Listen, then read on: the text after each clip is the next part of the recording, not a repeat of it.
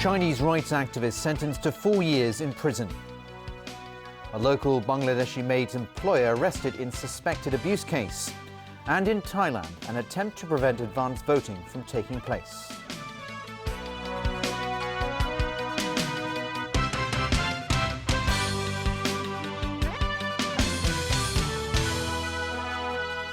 Good evening. Mainland legal scholar and activist Xu Zhiyong was given 4 years in jail by a Beijing court today for disrupting public order. His sentence has drawn instant backlash from the international community, which is criticizing Beijing for retaliating against Xu's public campaigns to expose official corruption. Hundreds of uniformed and plainclothes police officers surrounded the Beijing No. 1 Intermediate People's Court this morning. Inside, Xu Zhiyong, who has a weeks-old newborn daughter, awaited his fate. In handing down the judgment, the court said Xu had used topics of public interest to organize rallies outside government departments and at busy public sites where participants displayed protest banners. The court called such actions a serious offence, as participants would resist public security personnel and obstruct them from doing their jobs. The court ruled that there was enough evidence to find Xu guilty of being a key figure in these acts that disrupted public order. He was sentenced to 4 years in prison. Outside the courtroom, Xu's lawyer, Zhang Qingfang, said he will definitely file an appeal. He told the media that in court, Xu said today's ruling destroyed the last inkling of respect in China's legal system. While speaking with reporters, public security officers pushed through the media and took Zhang away. He later told news reporters that he was released after a foreign journalist had left the scene. Xu's verdict has drawn criticism from the international community, which has expressed concerns that today's conviction was in revenge for Xu exposing official corruption. Xu's conviction is part of a pattern of arrests and detentions of public interest lawyers, internet activists, journalists, religious leaders, and others who challenge official Chinese views and policies. Xu Zhiyong's conviction and ongoing prosecution of other individuals advocating transparency and respect for the rule of law is sending the wrong signal to the outside world concerning the Chinese government's commitment to those aims. 40-year-old Xu is a founder of the New Citizens Movement and has been outspoken in his fight for human rights and against corruption. He was scheduled to come to Hong Kong last April for a conference held by the Chinese university. But mainland authorities refused to let him cross the border and kept him under house arrest until July, when he was officially arrested. Here in Hong Kong, police have arrested a 58-year-old woman in another suspected abuse case involving a foreign domestic helper. This time, the maid is a Bangladeshi woman. Secretary for Security Lai Tong-kwok says authorities are taking the case very seriously, but he insists that abuse of foreign domestic helpers is not on the rise. Meanwhile, more protesters took to the streets today, demanding that the government better protect the helpers. Rachel Lung reports. We are workers! We are not slaves! Once again, foreign domestic helpers and their supporters took to the streets, demanding that the Hong Kong government better safeguard their rights. A number of similar protests have been held since Indonesian maid Ariana Sulistianingshi's suspected abuse case came to light 2 weeks ago. Thousands protested at the employment agency that referred Ariana to her employer, calling for it to be shut down. We also get the other complaints that the migrant domestic worker who work with another different employer, but the same agency, they also try to report to the agency, but the agency always tell them that you need to finish the agency fee before you run away. Some of the protesters are dressed in red to symbolize that they still have a long fight ahead of them. Other protesters, meanwhile, put on black and white clothing to express their condolences to the family of the Indonesian maid who fell to her death while doing housework a few days ago. The demonstrators also marched to the Indonesian consulate to demand that action be taken to protect Indonesians working abroad. The Hong Kong government yesterday suggested some measures to help foreign domestic helpers, but migrant worker groups doubted their effectiveness, saying the government has never consulted them. We know our condition, and we know also our basic problems, and we have presented to them some of the possible solutions. I think it's about time that they listen to us and not just tell us what they think is right, because what they think is right for the longest time is wrong. In response to a 27-year-old Bangladeshi maid's complaint that she was abused by her employer, Secretary for Security Lai Tongkwok said today that everyone in Hong Kong, including all foreign workers, are protected by the law. Rachel Lang, TVB News. Turning back overseas, advance voting ahead of Thailand's February 2nd snap elections got underway today. But anti-government protesters blocked most of the polling stations in Bangkok, hoping to sabotage the vote. Caretaker Prime Minister Yingluck Shinawatra says she's willing to reschedule next week's election if activists promise to end what she calls 2 months of unruly protests. Sonia Artero reports. Come hell or high water, snap elections will not take place on February 2nd. Not if anti-government protesters get their way. Thousands of them fanned out across the city today to strategically block the entrances of polling stations to prevent advance voting from taking place. Thai authorities warned those disrupting elections would be jailed for up to 5 years or heavily fined.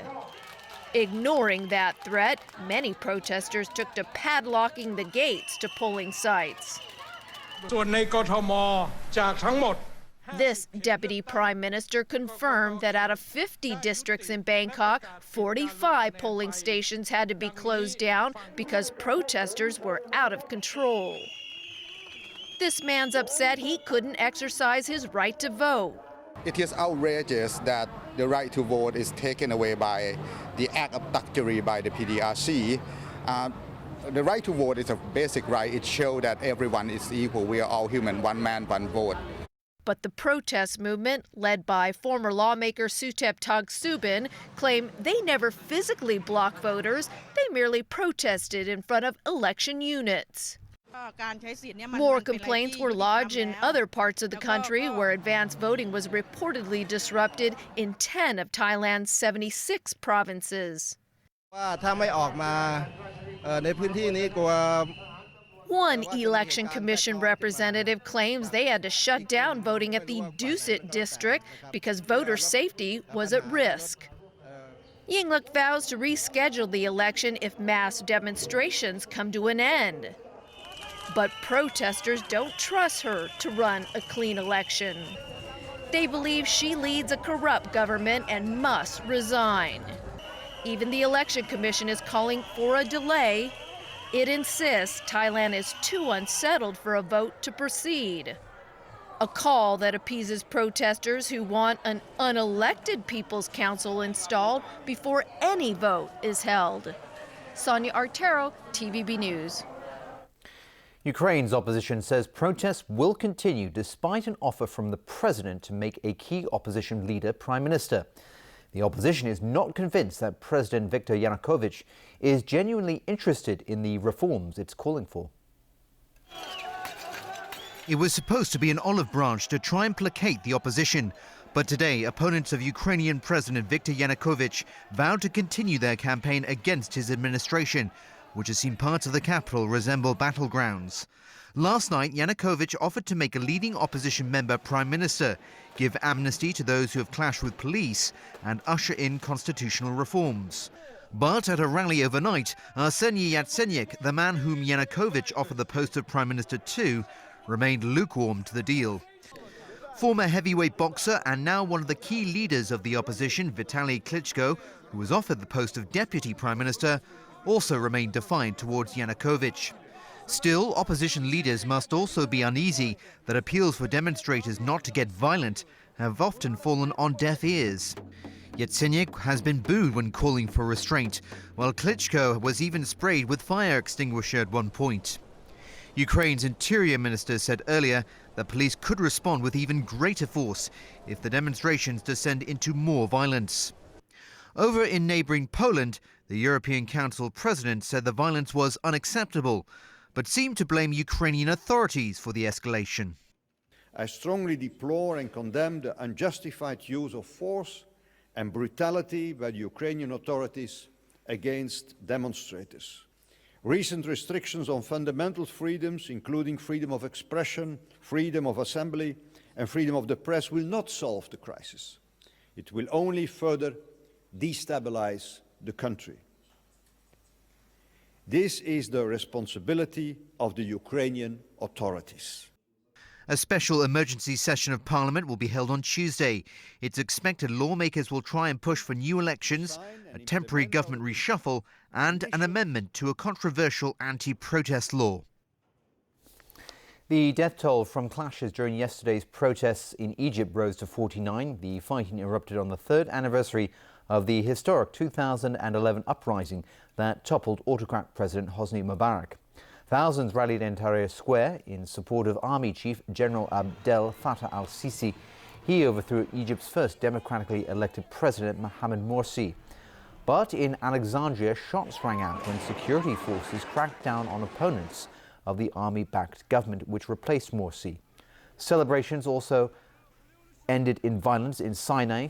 That's where militants reportedly fired a rocket-propelled grenade at a police vehicle. Nearly 250 people were wounded in Cairo and other provinces. The Interior Ministry arrested more than 1,000 rioters. 3 years after Mubarak's ouster, Egypt still remains gripped by political upheaval. 3 people died and 5 were injured when a man carrying a shotgun opened fire yesterday in a mall in the U.S. state of Maryland before killing himself. The moment gunshots rang out in the Columbia Mall, terrified shoppers began running for their lives and ducking into nearby shops. Once on the scene, police found the shooter dead near a gun and ammunition. The other 2 victims, a man and a woman in their 20s, worked at a skate shop in the mall. One of the 5 wounded shoppers who were treated and released from hospital, only one suffered from a gunshot wound to his foot. Police are now working to determine the shooter's motive. French President François Hollande has confirmed his separation from his long-term partner and de facto First Lady Valérie Trierweiler. The announcement comes just 2 weeks after it was revealed that Hollande was having an affair with an actress.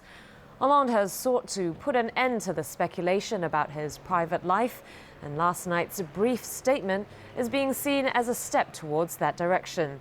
Questions over Hollande's personal life and whether Trierweiler was still First Lady have diverted public attention from a shift made this month towards more business-friendly policies aimed at reviving the economy. And still ahead on the news tonight. Customs officers crack down on counterfeit products. The first community recycling station said to be ready in Sharjah by mid-year. And a dream come true for some grassroots families.